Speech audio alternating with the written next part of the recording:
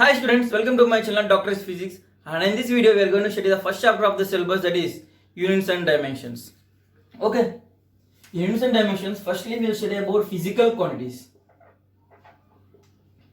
Physical quantities. What are physical quantities?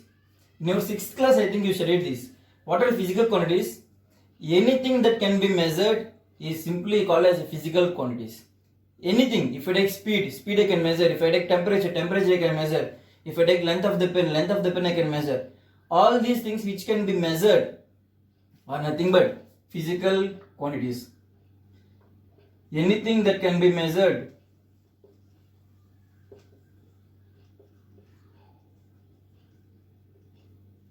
is nothing but a physical quantity.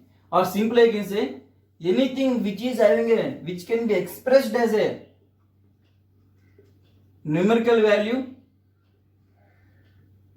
plus a unit. If we take length 10 centimeters, this is one of the physical quantity. If I take 100 Kelvin, okay, 100 Kelvin, where 100 is a numerical value, where K is Kelvin is nothing but unit. Anything that can be expressed as a numerical value plus unit is nothing but a physical quantity. Now we will see how many types of physical quantities are there. Two types. What is the first one? Fundamental quantity. Fundamental quantity, or it is known as a base quantity. Now next one, derived quantities.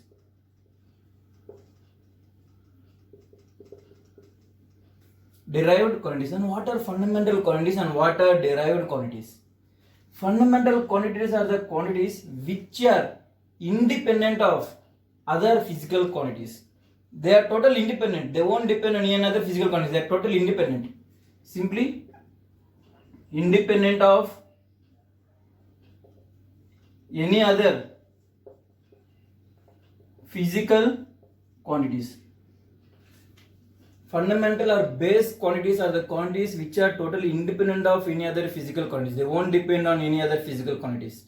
Now when it comes to the derived quantities, by the name itself we can say derived quantities are the quantities which are totally depending on fundamental quantities. Derived quantities are the quantities which are depending on fundamental quantities. Or I can say derived quantities are the quantities which are derived from fundamental quantities. Without fundamental quantities, there are no derived quantities. Now we will see what is fundamental quantities with examples.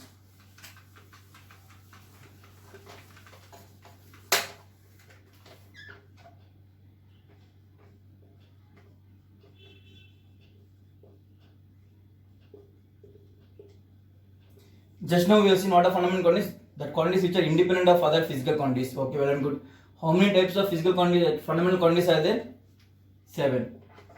7 fundamental quantities are there. What are those? Already you know them. What are those? Mass, length, time, temperature. Next one, current. Next one, luminous intensity. And last one is amount of substance. Amount of substance or amount of matter. Now what are their SI units? The SI unit of mass is, what is SI unit of mass? Kilogram. That is kg. Now what is SI unit of length? It's not kilometer, it is meter. Now what is SI unit of time? It is second. What is SI unit of temperature? It is not centigrade, it is not Fahrenheit, it is Kelvin. That is K. And for current, ampere, that is capital A. And for luminous intensity, it is candela. And for last, candela, CD. And for amount of substance or amount of matter, in your chemistry you studied this. What is this? The SI unit is mole. And out of all these 7, we won't study anything about luminous intensity. In whole 11th and 12th syllabus, we won't study anything about luminous intensity. Just forget about it. Just remember as it is a fundamental quantity and the SI unit is candela. That's all. Nothing more than this. Now what are the CGS units? What are CGS units? Centimeter, gram, second system. In kg, the mass, the CGS unit of mass is gram.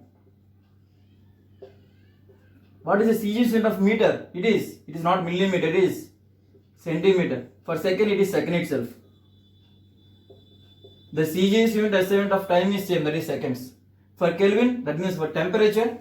Even for temperature, the SI unit and for CGS unit both are same, that is Kelvin. For ampere, that means current.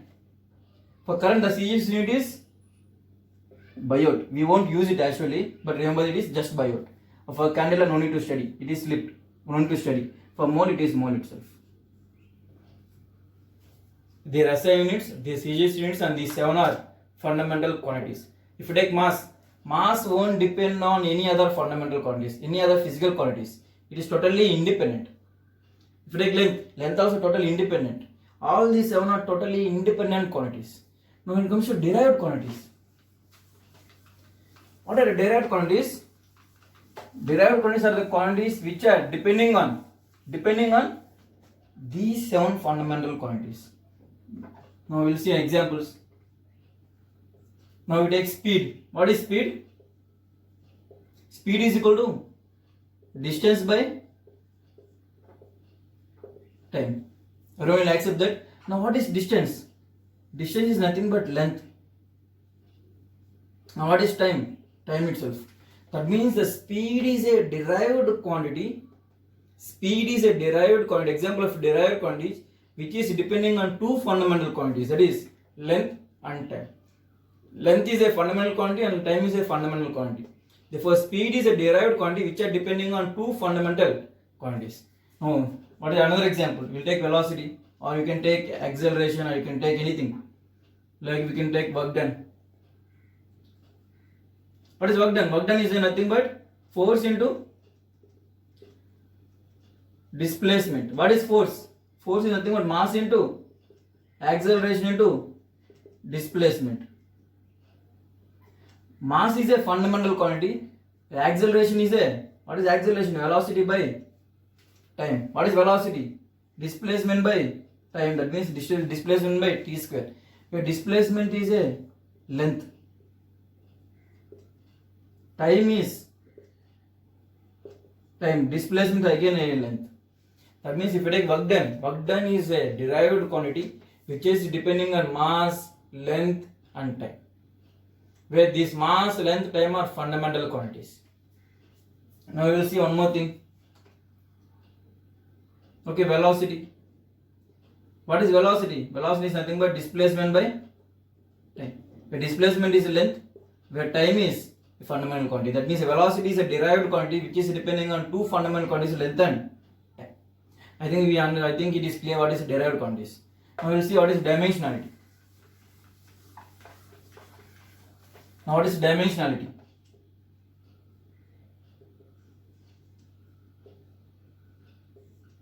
Okay, what is dimensionality?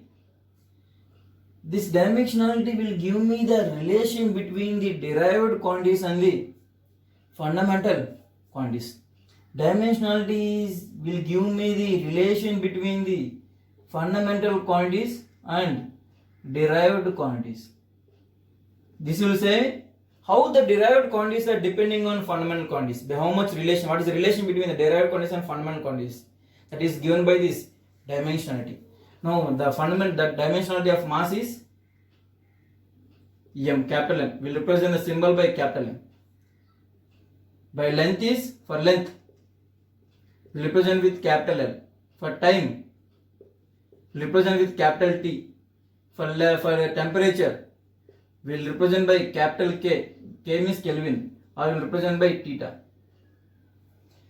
For current, will represent with ampere A, or will represent by I. And for amount of substance, that is mole,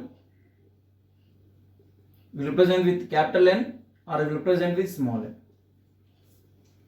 And luminous intensity we won't use at all. Now remember this, mass is length m, length means L, time means T, temperature means Kelvin K or theta, current means ampere A or current I, the amount of substance capital N or small n. Now see, observe carefully what I am doing.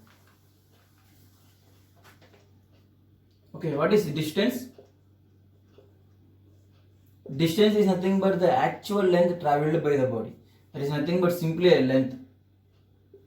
Therefore, dimensionality of distance is nothing but dimensionality of length. That is nothing but L. Okay, now what is this speed?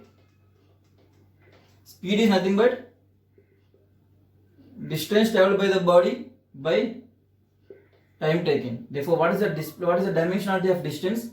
L, because distance is nothing but length. Therefore, it is L. For time, what is the dimensionality of time? T. Therefore, L, when I send this one to the numerator, the power will become -1. Therefore, T power -1. Therefore, speed is a derived quantity and it is depending on length and time. That means speed is readily proportional to length and speed is inversely proportional to time. This relation we will get by using dimensionality. Now see here, speed. I found the relation between the speed and the fundamental quantities. Speed is a derived quantity where L and time are fundamental quantity. Therefore, I find the relation. Now we will see one more thing, velocity. Okay, acceleration. What is acceleration? Acceleration is velocity by time. What is velocity? Velocity is nothing but displacement by time into, again one more time is there, therefore time. What is displacement? Displacement is nothing but a length. Therefore dimensionality is L. For time, T square, that is dimensionality is T square. Now that means L, when I send to the numerator, it is Lt power -2. Therefore I got the relation between the acceleration and the fundamental quantities. I express the derived quantities in the form of a fundamental quantities. Therefore acceleration is directly proportional to length and acceleration is inversely proportional to time square. This is nothing but dimensionality. Expressing the derived quantities in the form of fundamental quantities are nothing but dimensionality. Okay, by this we will end up this video. In this video we completed dimensionality and the physical quantities. In next video I will discuss the problems in dimensionality, only problems. And if you guys are having any doubt in any topic, it may be 11th, it may be 12th, it may be any chapter, please ask me in my mail or my WhatsApp. Within 24 hours your doubt will be clarified. Thank you.